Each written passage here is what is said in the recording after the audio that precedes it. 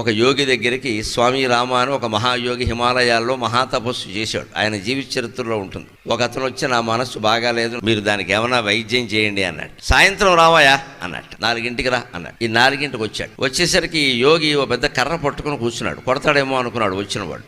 పెద్ద కర్ర పట్టుకుని కూర్చున్నాడు. సరే నీ మనసు బాగాలేదన్నావు కదా, ఏది బయటికి తీ అన్నాడు. అదేమిటండి బయటికి ఎలా తీస్తావు? మరి బయటికి తీయకుండా వైద్యం ఎలా చేస్తావా? కాలు బాగాలేదంటే డాక్టర్ గారు కాలు చూపించమంటారు కదా, చెయ్యి బాగాలేదంటే చెయ్యి చూపించమంటారు కదా. ఓ దంత వైద్యుడి దగ్గరికి వెళ్ళామనుకోండి, ఏదో పళ్ళు ఏవో పుచ్చిపోయాయంటే పళ్ళు చూపించమంటారు కదా. అట్టిపళ్ళు నువ్వు జామ పళ్ళు చూపిస్తే అలాగే మన పళ్ళే చూపించాలి. మరి ఏది బాగా లేకపోతే అది చూపించడం సాధ్యమైనప్పుడు మనస్సు బాగాలేదంటే మనస్సును చూపించండి.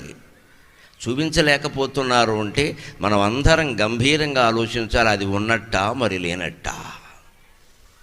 అంచేతనే మనోవైద్యం అంత తేలికైన విషయం కాదు. అది లేదు అని గ్రహించడమే దానికి పెద్ద వైద్యం.